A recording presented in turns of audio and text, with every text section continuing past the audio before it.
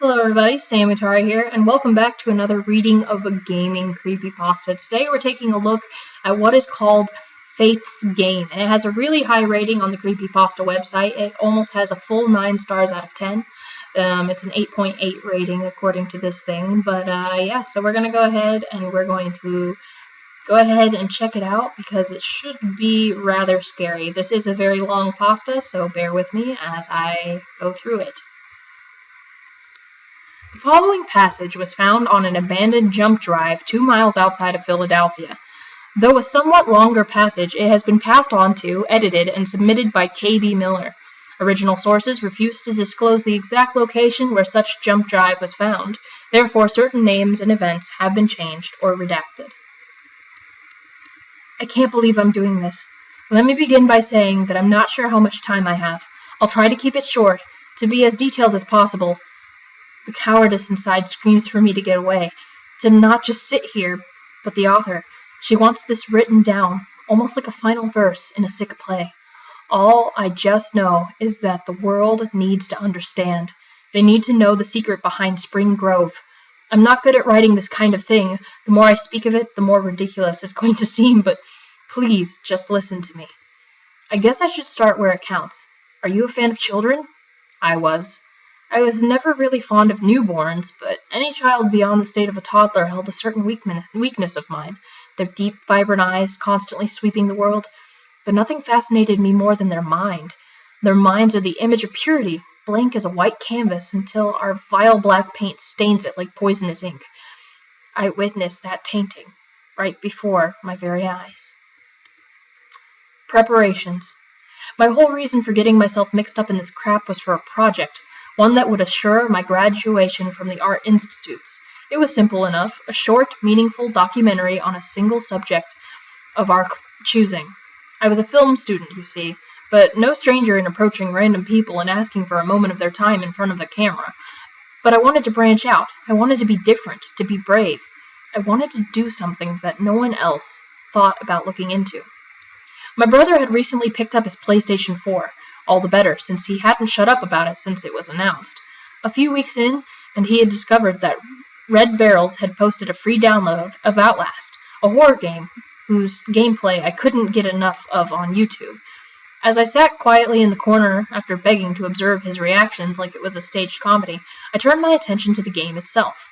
Man, places like Mount Massive Asylum's got a bad reputation through media like this. I had never truly entered an asylum myself. What could be the harm? Things like this were victim to Hollywood bull. That's it.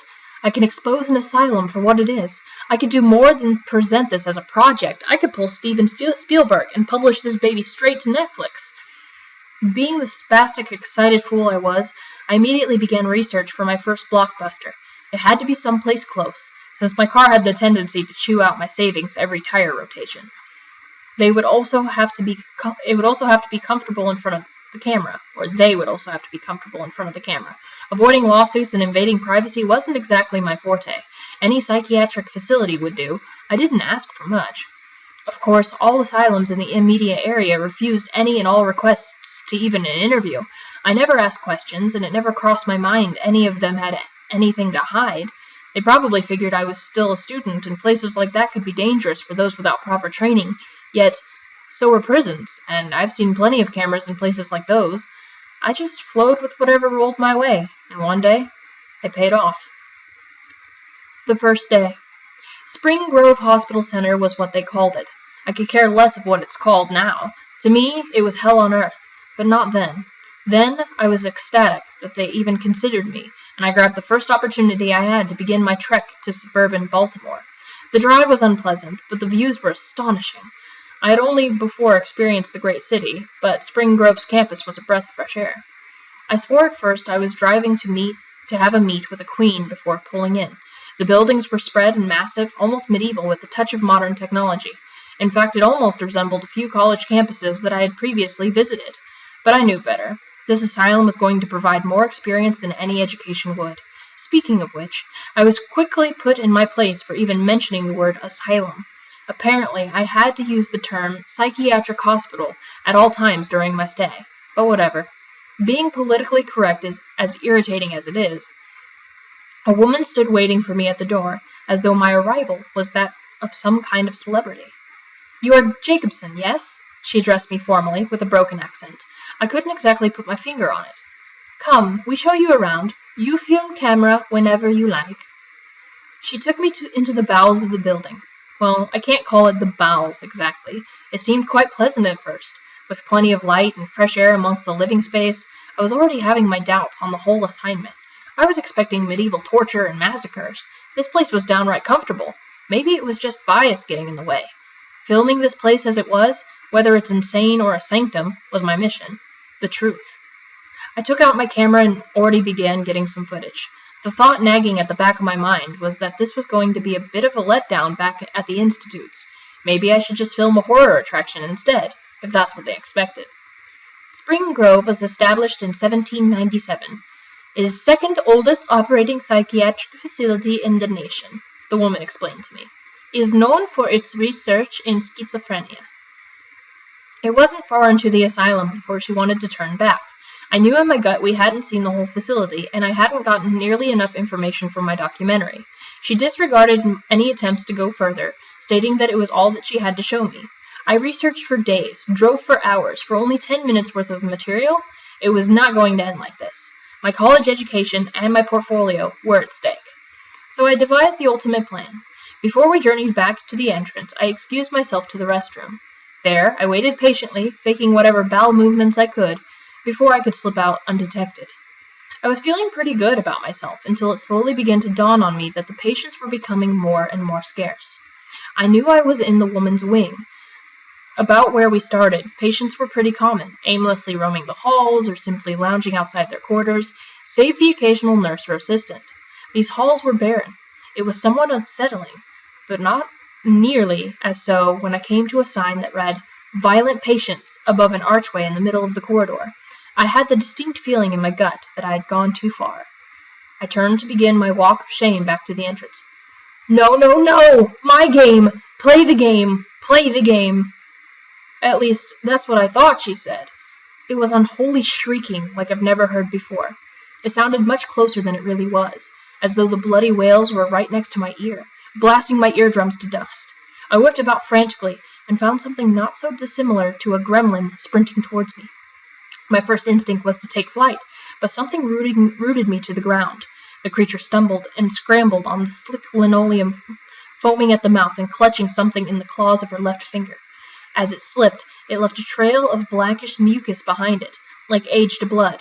It didn't take long, in my panic, to notice that it was a young, hairless girl, no more than 5 years old, dressed in only a slim robe.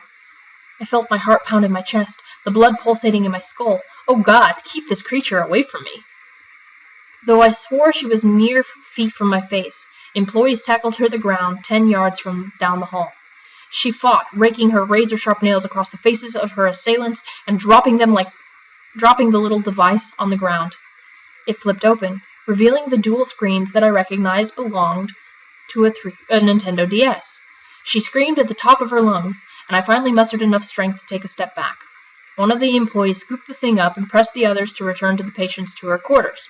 I took the moment to wrench myself away from that place. I whipped around, turning the corner, and trying to wipe the terrible images from my... "What are you doing?" I almost jumped from my socks. I had nearly forgotten about my escort. "You must leave, now!" But I held my ground. I pleaded. Why did I plead? Perhaps the simple change in direction had knocked my brainstem loose? My mind was now hell-bent on finishing this documentary. What about her? Can I see her? Please? You leave now! I was pressed out of the door before I had a chance to take a second breath. The woman barred the entrance. I never even got her name. All the better. I didn't care. I was angry. I was promised more than information. I was promised truth. This crap I picked up on my camera was nothing. I didn't even get footage of the hairless girl. When I reviewed my results, any and all footage of her was obstructed and replaced with static. I figured in my panic I must have hit a button or some kind of bull. Everything I had traveled for, gone. I didn't take my leave right away. In a fit of rage, I placed another dent in my otherwise ramshackle car. How could I have been so damn stupid?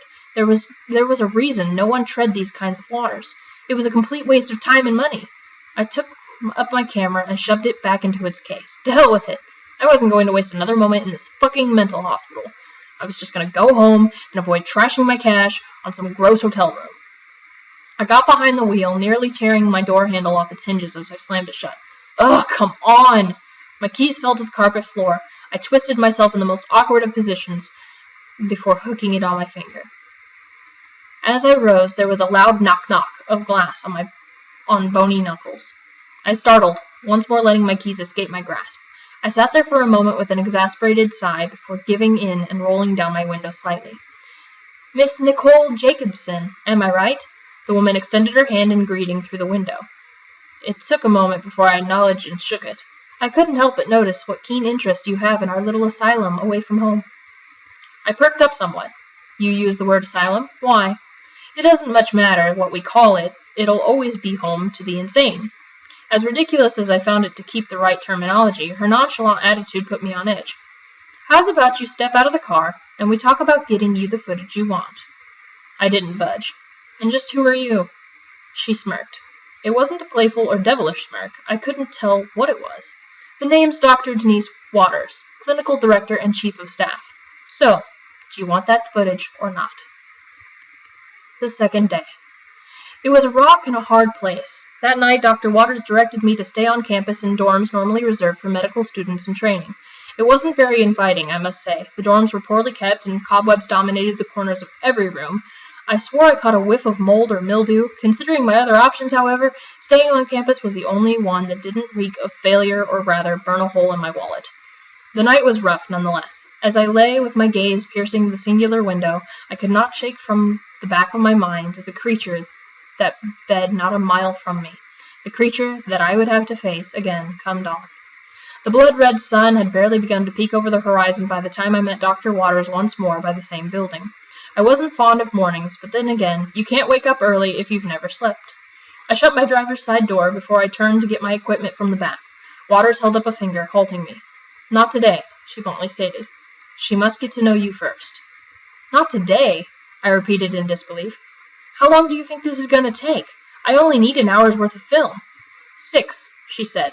Days. No more, no less. You must prove to us, to her, that you are who you say you are. This woman was crazy. Who do I have to prove?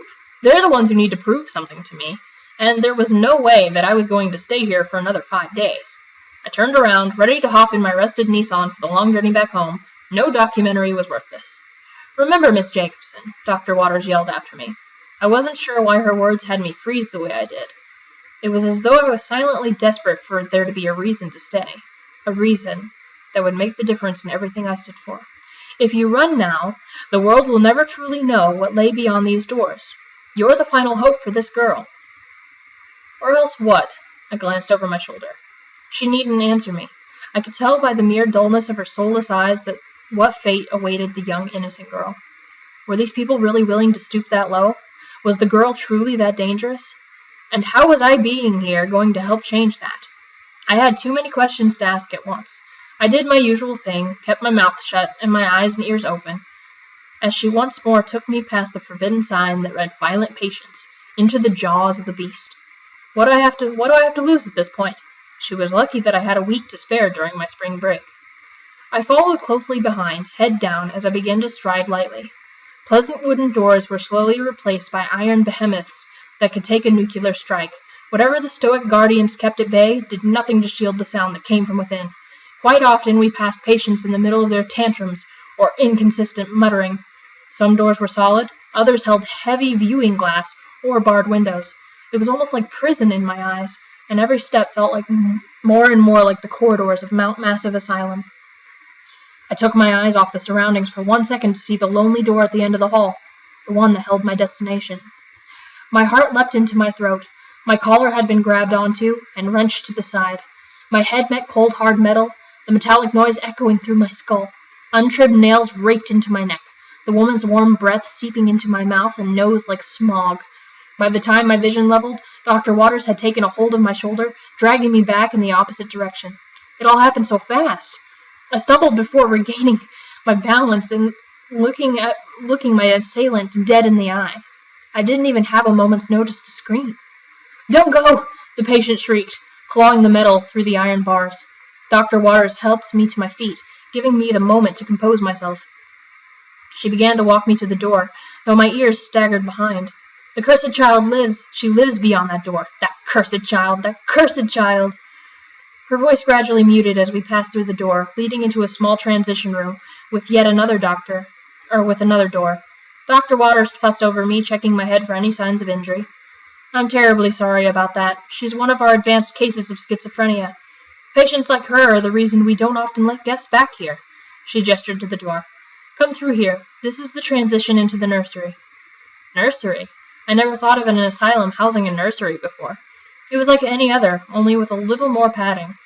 Nurses were constantly on watch in every corner of the room. Every toy, plaything, or activity was completely impact-resistant, with little to no blunt edges whatsoever.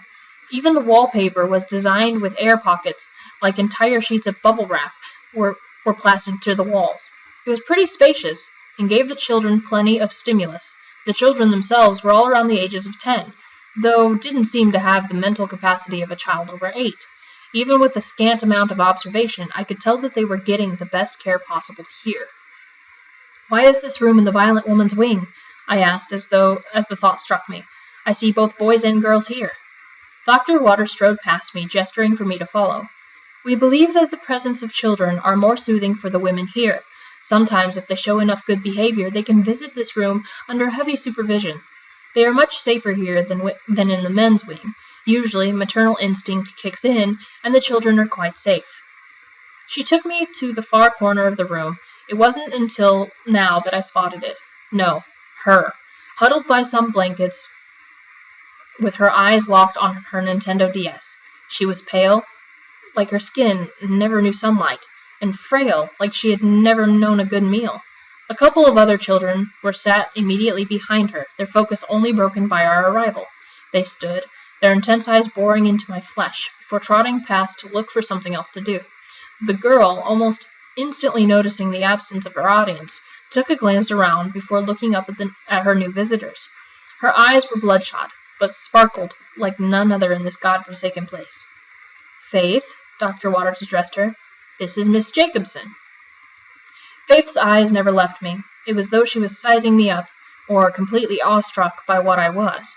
I couldn't think of anything else to do but smile, maybe throw in a little finger wave.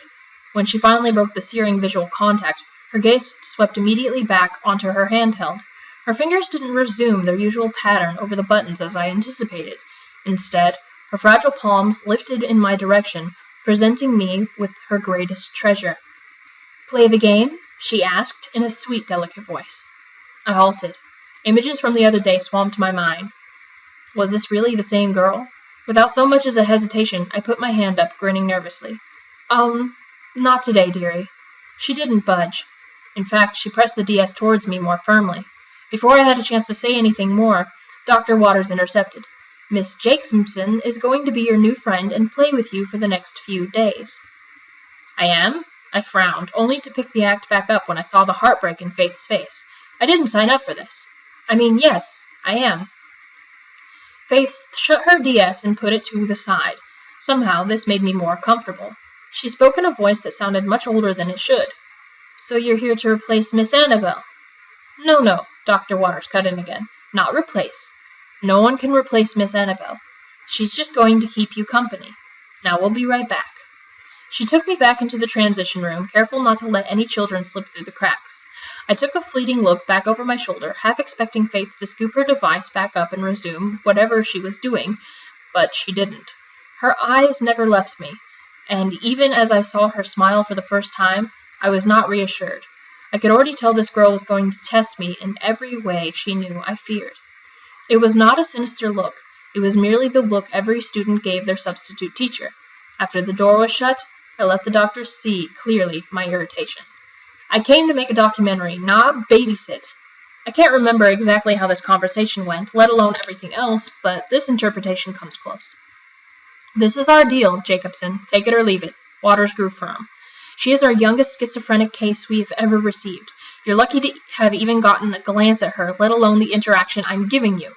Look at it this way. You can document her, you try to understand her, and while you do that, I believe you can help her." "How? What can I do?" "That's for you to figure out. We've done all we can, Jacobson. She's become a danger to herself. If Faith doesn't make a breakthrough soon, her suffering may cause her to do something beyond harmful, maybe even fatal. Isn't it your job to make sure that doesn't happen? Waters shook her head, prepared to put this dispute to rest. This is different, Miss Jacobson. You might not understand now, but this child is beyond our control. You either take this chance or walk away now. Any questions? Too many, I thought. None of this made the least bit of sense. How did simply getting a few more minutes of footage plunge me into this? Every argument I had against this woman was null and void with my sense of humanity. I was too kind. I wanted to help Faith more than anything. How was I going to do that? I really had no idea myself. If the professional couldn't help her, how could a film student? I wasn't even really sure what my goal was. How was I supposed to know if I had helped her or not? Why was I asking myself all these hypothetical questions never to be answered? I don't know. It was all bullshit. Well, Waters growled. Questions? I scoffed, in my frustration grabbing a random thought from the back of my head. Her DS. What's it for?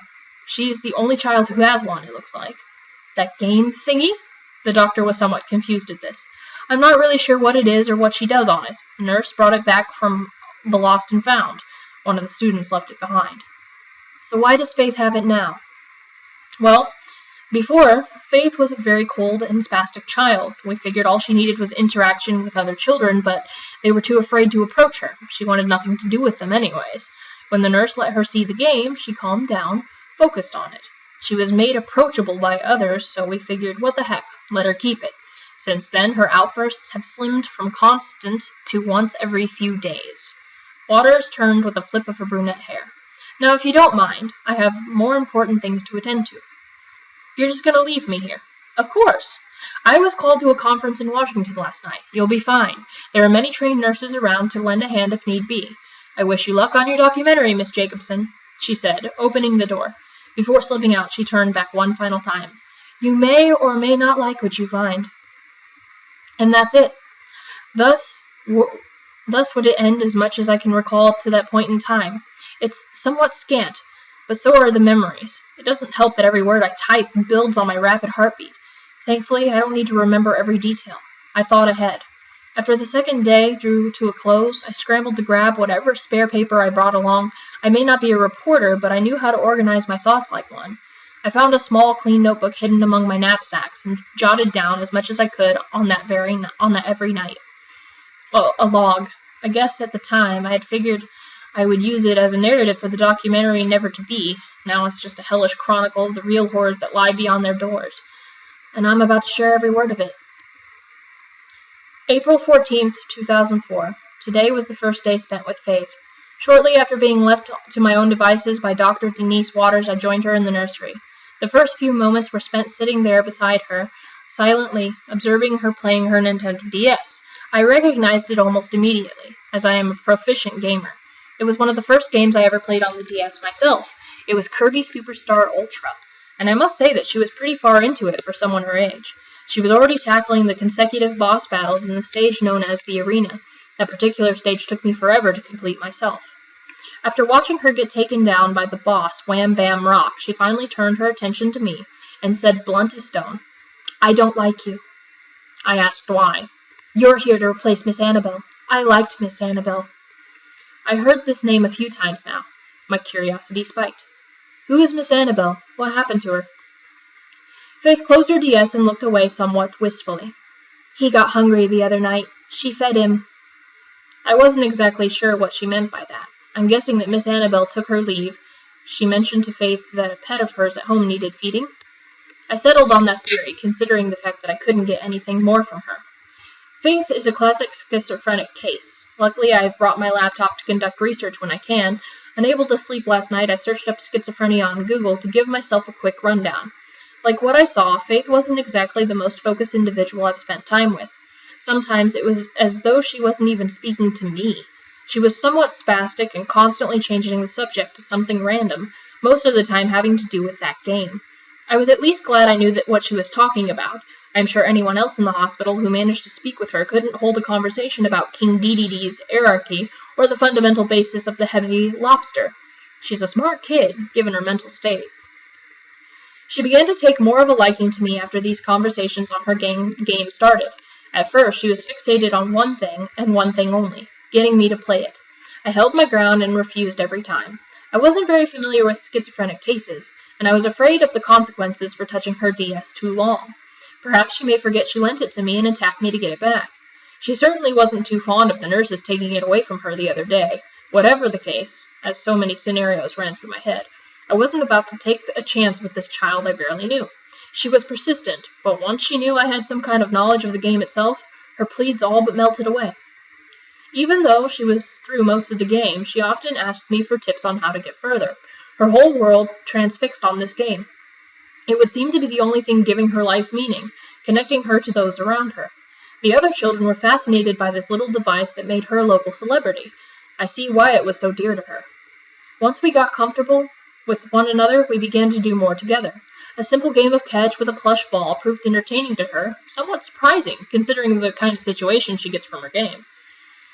I suppose it wasn't the game itself she craved, it was companionship. Maybe this is what Dr. Waters meant when she said that I could help her. To be a filmmaker means to keep an open mind. It meant persistence and hard work with little bias behind it. She might have made the right choice, calling to me. The rest of the day was spent doing random activities about the nursery, and soon she even forgot to mention the game at all. I took it very slow to the very end. By dusk, Faith was even sad to see me go. I didn't find out much about her, but at least she is more comfortable with me now. She's not who I thought she was, unlike the other patients. She's smart, she's level-headed, she appears more and more human every second I spend with her. She knows what's going on, she's not mad like they say. She's a child, like many I've seen before. Something seems out of place here, and I'm going to get to the bottom of it. The third day, April 15th, 2014. 2 children were missing today when I got to the nursery. And that wasn't the only odd thing to happen right at dawn. Last night, about 1 p.m., there was a severe power outage that lasted until noon the next morning. The wind barely blew, and the rain has been non-existent since I arrived. I didn't bother getting out of bed to ask how it happened. I just wanted to steal a single damn moment of sleep.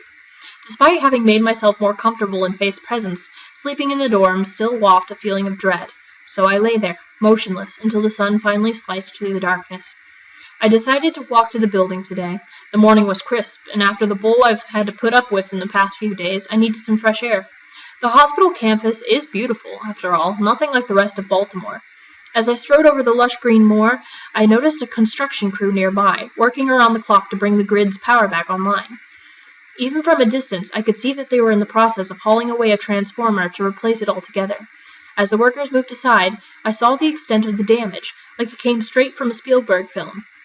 It was as though something had ripped straight through the center, like great claws had taken hold of it and raked through it like butter.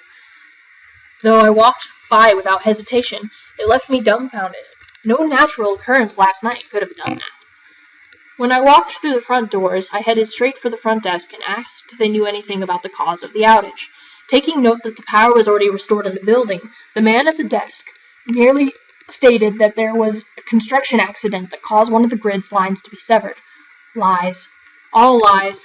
Not only did I see the damage myself, but I ventured all over campus the other day. Not once did I see any construction taking place whatsoever. I turned away without another word. What do I do now? It could have been just some kind of fluke incident that they were trying to cover up. When I made it to the nursery, I instinctively looked over to the same corner Faith was in the other day. There she was, fixated on her DS. Unlike yesterday, however, she perked up the moment I opened the door, as though she was expecting me. I smiled. It made me feel loved to have made a new friend. For her to drop everything and greet me was astounding from what I saw just a few short hours ago. It was then a nurse approached me with the grave news. Many cameras were set up along the corridors and positioned in every room, something I took note of but never really felt the need to point out. It was an asylum, after all. According to the nurse, the cameras naturally went offline during the outage, and in the short period of time spent getting the auxiliary power online, 2 children mysteriously disappeared. I don't understand it, she said to me. We kept such a close eye on them while the cameras were out. We don't know if they slipped out on their own or if someone took them or what. All she told me was to keep an eye out for them at all times, like everyone else was instructed to do. They were 2 boys, and they were brothers. As I could tell from the photos she showed me. Even Faith took a look at the photographs, but didn't give any indication that she knew who they were. at first. It was only until the nurses left that she spoke up. "They played the game with me," she said, "but they didn't really like it." That was it. Those were the boys that were looking over her shoulder yesterday. Knowing this didn't do me any good on finding them, but it still felt good to know. I finally got the chance to bring in my equipment today. I hadn't even set up my tripod before Faith began pestering me once more. "Play with Marxie. Play the game, please," she would say. I wasn't as strongly opposed to it as the other day, but I still rejected. I still didn't trust Faith enough to touch her DS. She did, however, add Marx to the plea, or Marxie, as she liked to call him. For those of you not Kirby savvy, Marx was a prime villain in Kirby Superstar and Kirby Star Ultra, the game she had now. I guess she wanted me to play Milky Way Wishes, the stage he was on. By the time the camera was set up, Faith finally gave up once again. She was less fixated on the game today, and more interested in spending time and doing things with me. Of course, even though she didn't focus on it directly, I could tell her thoughts on it were latent. In the midst of having some fun, she grabbed 2 foam noodles from the toy box. She handed one to me, telling me that I was Kirby and that she was Meta Knight. We were basically reenacting a battle from the game. I thought nothing of it, really. It was a typical fangirl hysteria. Being a fangirl myself, our playtime even attracted the attention of other children, and it wasn't long before every child in the room was armed with a foam noodle, much to the dismay of the nurses, who had no sense of fun. Our shenanigans lasted about an hour, and it wasn't long before most of the children were tuckered out to the point of a nap. Faith, however, was a never-ending wad of energy. She's quite honestly the most fun I've had with any child her age. I even forgot at times that I was neck-deep in an asylum. While helping the nurses clean up noodles, I was ambushed by her as she climbed onto my shoulders. She was surprisingly light. "You know, Faith," I said to her then, "you're a very fun girl. Why didn't you want to play with others before you got your Game Boy?" It was around this time I also discovered she liked calling her DS a Game Boy, something I myself do at times. Faith grew somewhat downtrodden when I mentioned that.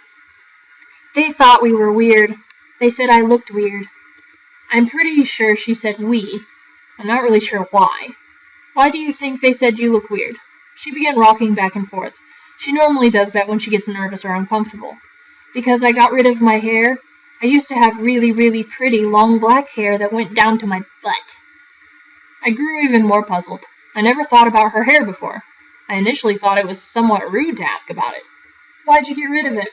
She stopped rocking, with the most matter-of-fact tone. "He thought it looked dirty, so he told me to pull it out." I stopped, whatever I was doing. I took her off my shoulders delicately to stare her in the face. As much as I tried to squeeze out of her, she wouldn't tell me anything else. Each time, she merely said it was her friend that was telling her to do this. I took her to the other children and asked her to point them out. Since at least I know he's male, she shook her head and refused. She didn't want him to get in trouble. I'm not sure why this made me as furious as it did. I suppose I'm growing attached to Faith, or something like that. The thought that some bully was telling her to put out her own hair while the nurses sat back and did nothing made my blood boil.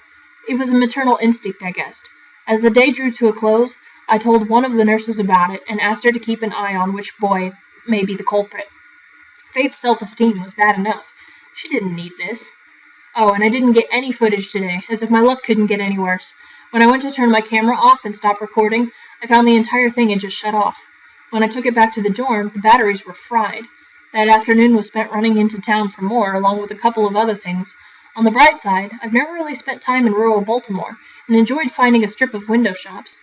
We never really had a lot of these where I lived. After I found my pack of batteries, I took some time to take a look around. I wasn't going to write this down, but I suppose since it's about the asylum, it's relevant. I walked into a medium shop during my small vacation, since I've never been in one before. I mainly wanted to check and see if she'd had any incense. I enjoy the smell. When I walked in, she immediately looked up and greeted me.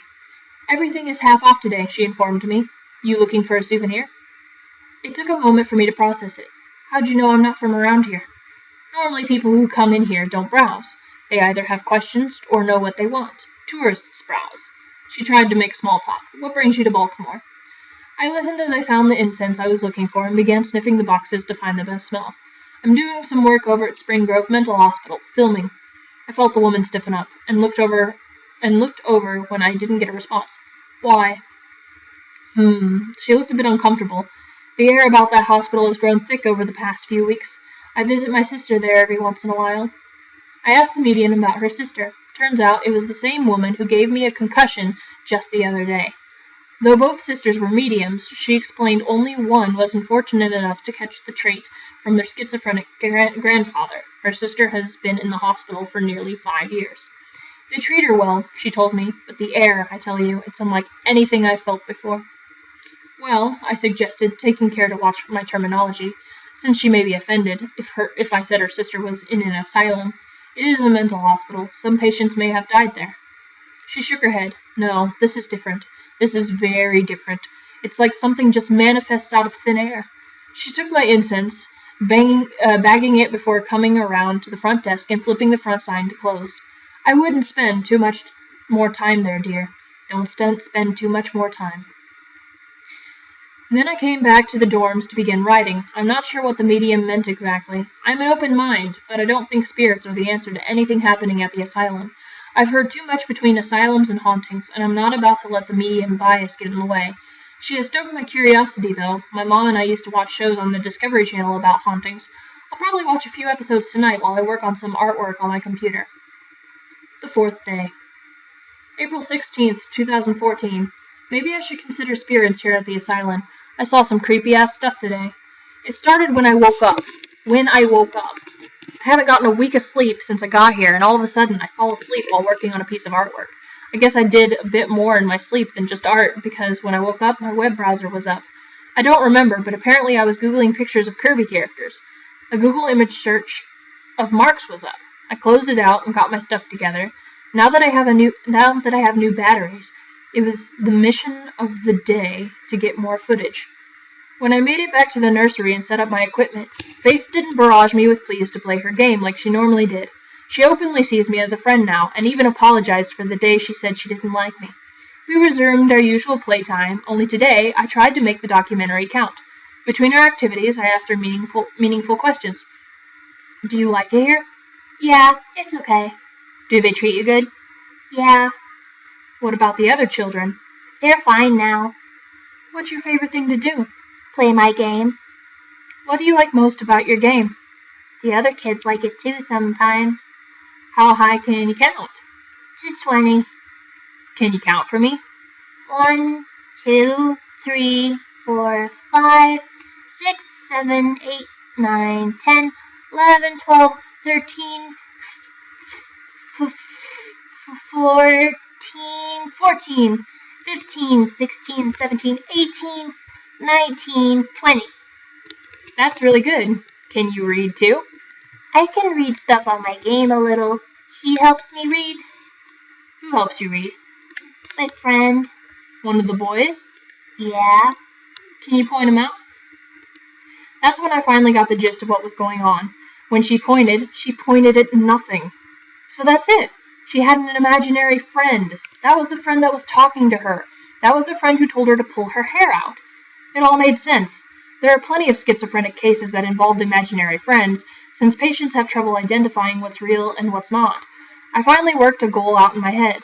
She's probably to the point where she channels her inner thoughts through her friend.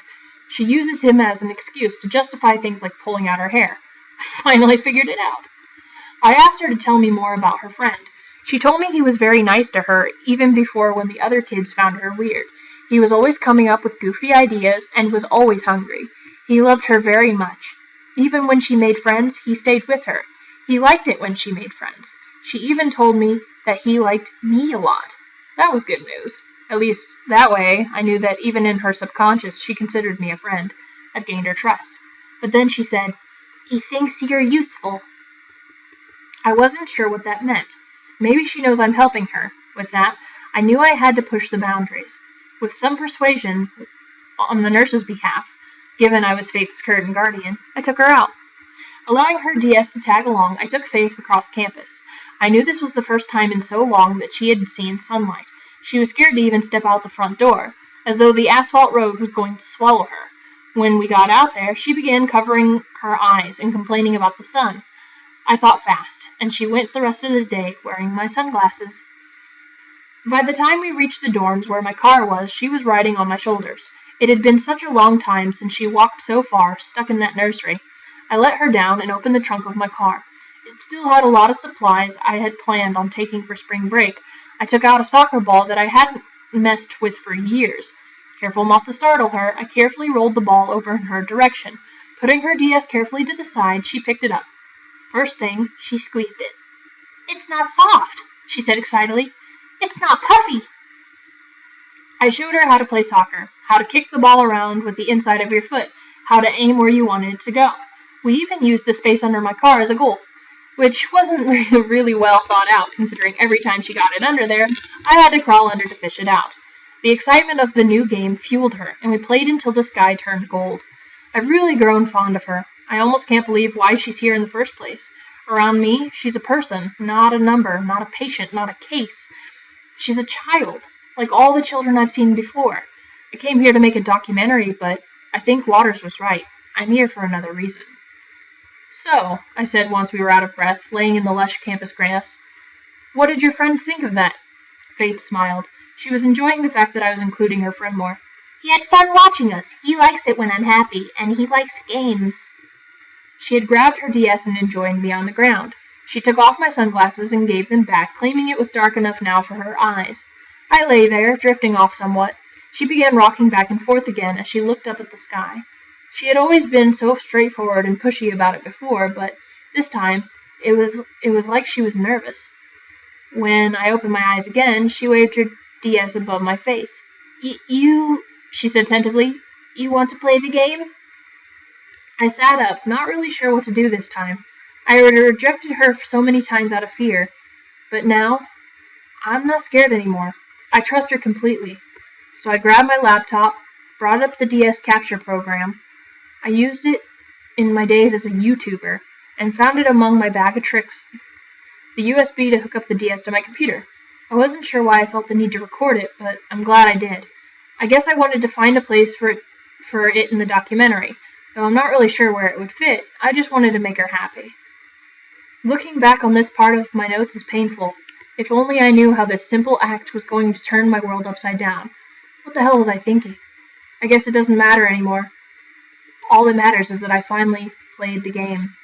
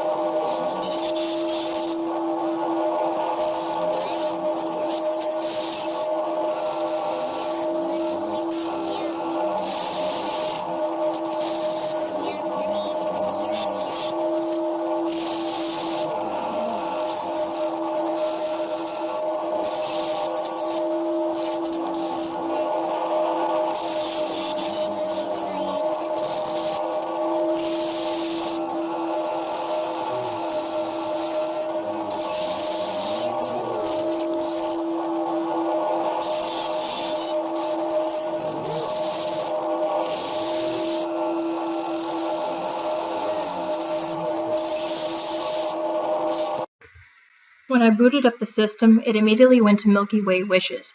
It startled me at first, a bit creepy. It didn't even show the title screen, but whatever. The stage already looked near completed, the planets having already been visited. I guess Faith had done it for me. I started recording and headed for the galactic nova. There I watched a cutscene I had seen time and time again. The dialogue was a bit different from what I remember. I never completed the entire game myself. The true arena stage is brutal, so I couldn't be sure. It was when the cutscene was over that it caught my attention. It skipped across the mission where I had to take out Nova, and went straight into the next cutscene. Odd, it looked like I was fighting Mark straight away. Sadly, I had only one bomb ability, which I sucked at. I scrambled around a few minutes trying to remember all I could before the game glitched out. I sat there a bit dumbfounded and listened to the strange noises coming out of the speakers. It sounded a lot like the sounds of my old Game Boy Color made when the cartridge was taking out before turning it off. Unlike my Game Boy, the DS wouldn't turn off for the longest while. It was a full minute before it finally cut off on its own. Then it got really strange when I handed it back to Faith. "Sorry, Faith, I think it's broken." "No, it's not," she said before turning it right back on. The system started up perfectly, like it should have in the first place. Afterward, I took her back to the nursery. I gave her a ride in my car with the short way, since both of our feet ached. She'd never ridden in a car before, she told me, and bounced in the seat the whole way. When we walked inside, I immediately noticed that the hall leading to the right, the men's wing, was blocked off with sliding metal bars and police tape. 2 security guards belonging to the hospital itself stood watch. I asked them what happened. One shrugged. "Not sure. Some incident in the male wing. Even if we did know, we wouldn't have the authority to tell you, and quite honestly, I don't think I would even want to know." But I wanted to know. When I looked down the corridor through the iron bars, I wasn't sure what emotions were supposed to be run by me. A door was ripped off its hinges. Lights were busted and flickering. A winding trail trickled down the linoleum and onto the opposite wall. There, though it was carved into the concrete with a knife, dripping with fresh blood, "You will believe in me." I turned Faith away before she could look at it. I could barely look at it. The guard was right. As much as I would like to know what happened in there, I would much rather walk away and never see it again. The metallic stench was already assaulting my sensitive nose. I hurried Faith down the nursery and dropped her off for the day. Before I left, the woman that once attacked me, the medium sister, called out to me. "Please," she cried. "I'm sorry. You need to leave. Child, you need to leave now." I let her mutter. When I came back to my dorms, I opened my computer and played back the footage I captured from Faith's DS. I listened to the sounds towards the end. They were just too odd. I searched up the dialogue for that particular cutscene as well. I was right in that it wasn't correct. Where Mark should have said, "Well, I want to rule all of Popstar," instead it said, well, I was wondering when you'd show up." This is some scary stuff right here. The game does look a bit screwed up, though. I'm not going to go ahead and give it the benefit of the doubt. In the meantime, I'm sending the video to a buddy of mine out in California. After playing the recording over and over, I concluded that there's something off about the background noise. It sounds too rhythmic to be static. I'm hoping my friend could help me find out what it's about. She works the soundboards for big movie deals like DreamWorks and Sony Entertainment. Hopefully she can play it and find something out. The 5th day. Oh God, Jesus Christ, the boy's dead. Oh God, I can't write this down. I'm crying. I'm hanging over the wastebasket. Every time it tries to wriggle into my mind, I can't hold down my guts. I can't think of it, but I'll never forget. I can't write this down, but I have to write it down. Dear God, help me. Dear God, protect me. I went in this morning and a crowd of nurses were blocking the door. I could only open it slightly at first, but the moment I heard the first blood-curdling scream, I had to get in. I had to see if Faith was all right. I pressed the door open as hard as I could and knocked a few of the nurses out of the way. I fell on the floor. A few of the children rushed past me into the transition room, banging on the door. I looked up. Jesus Christ, I looked up, and I'll never forget. The boy was just standing there, facing the wall, but God, all the blood! The wallpaper was ripped away. There was nothing left but solid concrete. His face was just digging into the concrete. You couldn't see his face. It was all blood, all of it. The skin was ripped away, the nose was gone, it was just non-existent. It had been smeared across the concrete wall with his blood. The front of his skull just caved, but he just kept going. I couldn't move. I couldn't do anything but just sit there and watch the damn horror again and again. right when you expect the boy to collapse, to just be done for, to just die already. He pulls back and slams his face into the wall again and again. He wasn't doing this. He couldn't have been doing this. He was a lifeless carcass. There's no way in hell he could have been doing this. He was dead. And that's when I looked beside him. Why did I look? What possessed me to look in that direction? Of everything that was going on right in front of me, why did I look away? It doesn't matter. The moment my eyes moved in that direction, I saw him. If only for a split second, it was like something in my screwed-up nightmares from days past, from being a prominent gamer. I swear to God, whomever is reading this, believe me, I saw Marx. I wrote this while I was in my car, while the memory was still fresh and burned into my mind like a brand. It was the last of my notes. It had all escalated so quickly. I was already set, packed up, and on my way out. No way in hell I was going to hang back. Not after that. The description isn't as thorough as I want it to be. That's why I'm writing this down to fill in any blanks. With every fiber in my body screaming to let it rest, I can't let it rest. I need to let the world know, but to be honest, I'm not sure what I saw. My eyes screamed that it was Marx, the jester from her god-forsaken game. But I don't know what it is. Whatever it is, the bastard is using Marx as a veil. It's using an image we know. But what it did to that image, it's just sick. I saw him for a split second, his smile curling into a toothy sneer. He had been waiting for me. He wanted me to see this. His soulless, black eyes bore into my own. He wanted to watch every moment of my terror. This wasn't Marx. This was a monster. Claws extended from his signature brown leather shoes like a hawk. These claws protruding from his left shoe, wrapped around the boy's head, digging into the skin each time his skull was pulled back before plowing once more into the concrete wall like a grater. I watched in utter horror as, some kind of sick finale, he raised the tip of his wing, placing it on the boy's throat, where there was once the image of hearts, and tipping his wings, there were spires sharp as a knife. I watched it slice through the boy's neck. I remember every single detail. I can't remember if I screamed afterwards. The next moment I was rushing down the corridor like a madman. I can't remember if the medium sister said anything. I can't remember if any of the children ran out after me. I just had to get out. I didn't even think about Faith. I was blinded. The only second my eyes were opened was when I reached the front door. There, that woman. It was that woman from the first day who escorted me halfway down the hall. She grasped in each hand a suitcase and had pulled on a coat like she was prepared to leave that place forever. Seeing her like that, at a time like this, it was pure hatred. I grabbed her scruff before she slid out the door and pulled her to the side with demand. What the hell is going on? Please let me go, she pleaded, but I didn't let her go. I screamed in her face like nothing I've done before. I can't remember what I said. I held her there. She cried like an infant until she gave me all I wanted. She said a friend. Before she got game thing, she had a friend. My rage grew by the second. What's that supposed to mean? Tell me. I don't know. Tears were actually streaming down this woman's face. She always talks about friend. She got game, things start to happen, that's all I know. It made me stop a moment and think. This was suddenly sounding so familiar. My mother and I were always fascinated with anything paranormal, so we pride ourselves in what we know. I suddenly began to take the medium's warning seriously. I shouldn't have been so close-minded about this. I'm sorry to the medium and her sister. I didn't believe them at first. I should have left. I shouldn't have provoked this demon to this point. Demons feed off of that. Yes, they feed off of fear, of acknowledgement. Acknowledgement. What was her friend's name before she got that game? I already knew the answer. I was just praying to God it wasn't true. Marx. You idiots. You goddamn idiots. Do you have any idea what you've done? The day Faith was given that damn game was the day she was convinced Marx was real. It was the day she was given an image. It was the day whatever demon, whether attached to the game or Faith herself, got some kind of acknowledgement. Oh my God, that was what he wanted. That bloodied message from the other day, you will believe in me? It all makes so much sense now. Dear God. And I've given him what he wanted. I played the game. I left the asylum that day. I left straight for the city of Baltimore and got the first affordable hotel room I came across.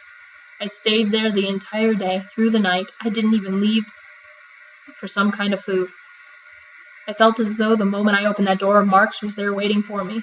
I believed in him. I believed in him now, and there's no changing that. Seeing is believing, and I cannot unsee something like that. Like that. I spent the day pacing, trying to calm myself down, drowning my thoughts with television, distracting myself with my artwork, but it never went away. I suddenly got an email from my friend in California, the one I had sent the footage from the DS capture. CheetahCubs101@gmail.com. Subject, what the fuck? Message. What the fuck are you messing with, Nicky? Is this some kind of prank? Whatever you are doing, it's not funny. I found this at the end of your crazy-ass recording. Attachment. Record_edit.wab. When I first listened to this, I didn't believe her. Though it didn't make any sense. I wanted to believe that she was pulling some kind of prank of her own, but she wasn't. I never once told her about Spring Grove or what I was doing there. It took me time and time again to make sure that everything that I was hearing was all clear as day. He spoke to me. Such a smart one. Such a curious one. To have come all this way to discover something smart. Curiosity draws no price. So, this is really worth it.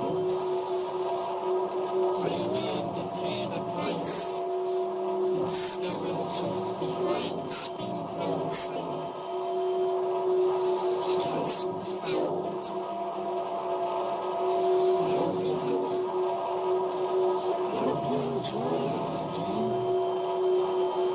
As you can span the earth 10 times over before you realize, once you play the game,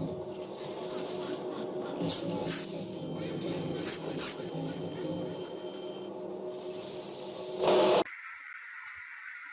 Such a smart girl. He, she, it says. Such a curious girl, to have come all this way to uncover a secret that's not yours. Curiosity comes with a price and rewards. So, is this reward worth it? Are you willing to pay the price and discover the truth behind Spring Grove Asylum? Because you found it. I hope you're happy. I hope you enjoy our little game. Because you can span the earth 10 times over before you realize, once you play the game, there's no escaping when the game decides to play with you. How the hell something like that came from the original recording, I had no idea. My friend was a sound expert, not me, but I swear it. Comparing the before and after, there were a couple of sounds I know weren't there before. Nonetheless, the recording didn't terrify me like I expected it to. If anything, it made me angry. That thing was back at the asylum right now. That murderous demon was still there. And so was Faith. But what could I do? The 6th day. I had fallen asleep with my artwork again. Doodling all the GIMP program was a pastime of mine, and I used it to calm down. This night was no exception, only when I woke up, there sat an image in my art style that I had no recollection of drawing whatsoever. It was him, Marx. It was noon by the time I decided to go back. Whether he was planning to hurt Faith or not, I wasn't going to take any chances. Both she and the innocents at the asylum were in danger, and I loved Faith. I would do anything to make sure she was safe. I knew in the pit of my gut that she was still there. She had mentioned Marx loved her very much, something I knew was only half true. What he really loved, I know, was the attention she got him, almost like an incubus. The more people she got to play the game, the more people would know the name Marx, a name he adopted. But I had to hurry. I was not sure how many of the nurses actually saw his ghastly image. Every one that did was in danger. I wasn't sure what I was planning to do, but I had to do it fast. Either he had hid himself to the point on purpose, or he had grown in strength since I arrived. When I reached the asylum merely an hour later, clouds had rolled in and blocked the sun. I was really hoping that coming this time of day meant more daylight, because the wuss I was. I like to convince myself that it gave me an advantage, when really it gave me a shred of peace of mind. I entered the asylum. My worst fears were realized right when I stepped through the door, which I noticed was ajar in the first place. There was no man behind the front counter. The bars that once protected the men's wings were ripped from the place, and the message still bled at the back of the hall. It was like walking straight into Mount Massive Asylum itself. I wanted to turn back. Every fiber in my being wanted me to turn back, but I couldn't. I had to get Faith, and I had to get out. The hospital wasn't in as bad a condition as you thought it would be. With a bloodthirsty entity roaming its halls, it just seemed barren. It was as though the nurses had just abandoned ship. When I made it to the violent section of the wing, some of the patients weren't even scathed, just quiet. Before I entered the nursery, I turned to check on the medium's sister. When I poked my head through the bars, I braced myself in case she made a lunge towards me. I pulled out for a completely different reason. There she sat, in a corner, her throat slit. Fearing for Faith's life, I rushed into the nursery. My eyes immediately went to where they did the day before, and they weren't disappointed.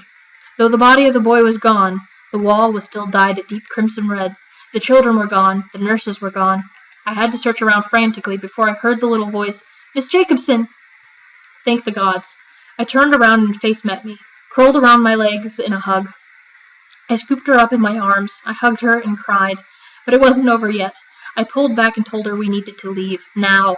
She asked me if her friend could come. I told her no, he couldn't. She was upset.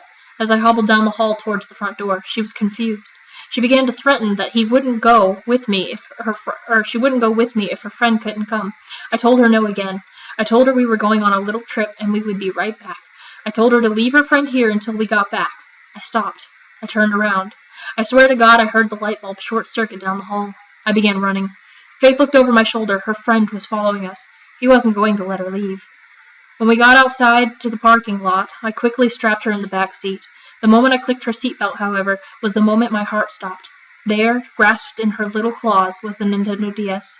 Despite the horror that I knew was at my heels, I hesitated. Marx didn't manifest out of nowhere. This demon had to be attached to something, I thought. It was 50-50. He could be attached to Faith, or he could be attached. "Faith, honey," I begged. "I need to see your Game Boy." As I reached for it, she snatched it away. "No!"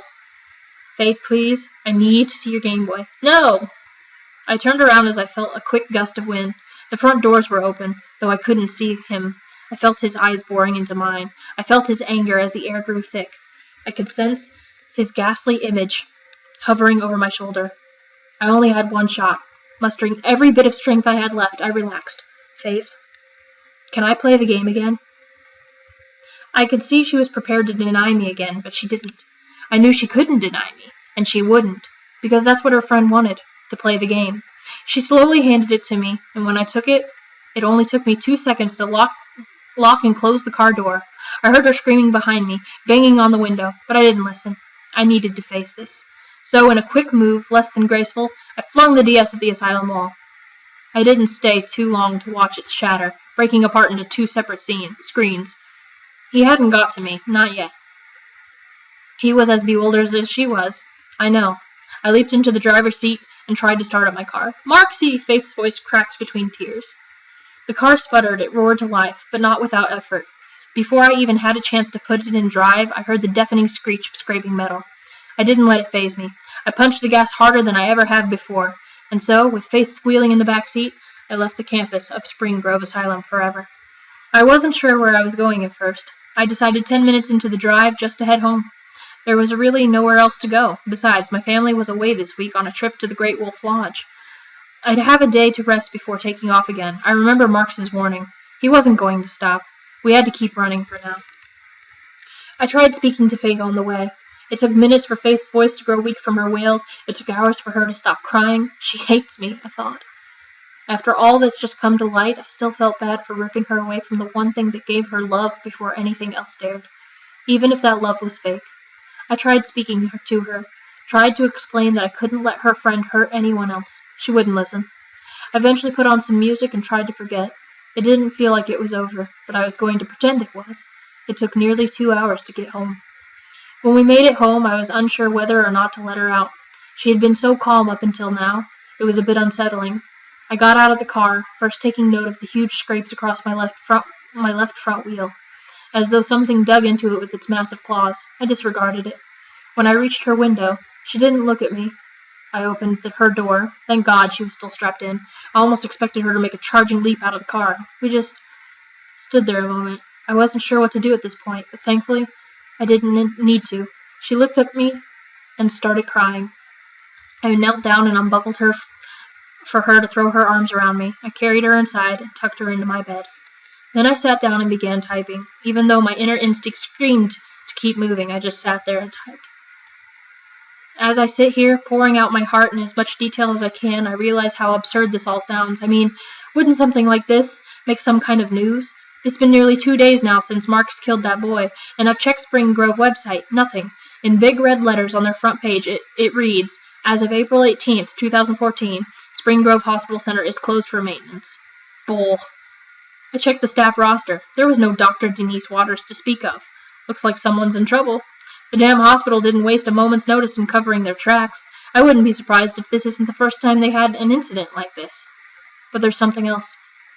Something I didn't really consider up until a few moments ago. If Marx had the freedom he did, then why was I still here? It didn't take the drop of a pin for him to murder those children, those nurses, those patients. The moment they knew his image, his name, they were as good as dead. What made me so special? Why keep me alive? Why hold back when I was the one closest to his precious cargo? Why was I, the one who was digging, also the one who was spared? Why me? Well, maybe it's because I'm his goddamn puppet. Maybe I heard a sound in the other room. Maybe I went to check on Faith. Maybe she was standing there, her eyes lit up like stars, a smile on her face, as she held a perfectly functional DS in her hands. Maybe for the past hour, I've been forced to type every single word as a knife I cannot see digs into my neck. Maybe as his claws pierce my body and my bloody shoulder blades, I've begged him not to let this document see the light of day. Why? Maybe it's because... Maybe he wants them to believe. Maybe he wants them to play the game. Alright, and that was Faith's Game by KB Miller, which, oh my god, that was the longest gaming creepypasta I have ever read in my life, but I held on to everything. Now I can see why this has a rating of 8.8, but I would have given it a fucking solid 10. Like, honestly, I know that I just did Skyrim Secrets, or I just got done reading it. It's probably not up yet. I'm probably going to put Faith's Game up first, because this is huge. But oh my god, this is amazing. Like, I have never read such an in-depth creepypasta. As someone that writes gaming creepypastas myself, well, I write pokepastas. I've never written a gaming creepypasta. But as someone that writes pokepastas myself, like, I'm all about character development. I'm all about plot. I'm all about, all these things. And this literally blew my mind. Like I said, it was one of the longest ones I've ever read aloud. It would have gone a lot smoother if I wasn't reading it and trying to record it. Plus, I had to stop and record, like, all the DS capture and everything else. But my god, just the effort that went into this, the character development and everything else. I really hate that other channels on YouTube that read gaming creepypastas miss over amazing things like this. Because when I was first reading this, they mentioned Outlast, and I was like, alright, cool, this is going to be about Outlast. And then it goes off about this filming student who's going to go film an asylum. I actually thought that I would not be able to put this in the gaming creepypasta folder on my YouTube, and that I was reading it for no good reason, because I do want to center only around gaming creepypastas and not anything going outside of that genre. So I was actually really disappointed once the Outlast thing died, and I was like, okay, so it's going to be like a game where a girl, like, tells her to go hide and seek or something, and then she's fucking nuts or something, and it ended up being something completely different than what I expected. Anyways, this is already long enough as it is. I'm not going to go on about it, but honestly, if you want to read the creepypasta for yourself, I'll try and find a link to put it in the description. As of right now, I'm really too lazy to do it, but it's called Faith's Game, and I found it on the actual creepypasta website. But yeah, good for you, KB Miller. That it was fucking amazing. I enjoyed every moment of it, just the effort that was put into the DS capture with all the details and, the recording and everything else. Like, it literally had the hair on my arms stand up. It legit freaked me out for something that just seemed so simplistic at the time. So this was fucking amazing, and I can't wait to put this on YouTube. So go ahead and hit like if you like this video, and if you want to hear more from me in the gaming creepypasta. These tend to be my most popular videos, so I will keep posting them most likely, but if you want to see more like Faith's games, please let me know. Also in the comments down below, if there's a specific Pokepasta, Creepypasta, if they're gaming related in any way and they are scary stories, if you want me to read them, please either send me a link in my inbox, or go ahead and leave me a comment letting me know which one you want me to read. And in general, just let me know what you thought of this creepypasta, whether it's something that, you enjoyed or you didn't like, why or why not. I'm always interested to hear your opinions. But anyways, this is Samatari, having finished reading Faith's game, and I will see you all in the next one. Ciao, you guys.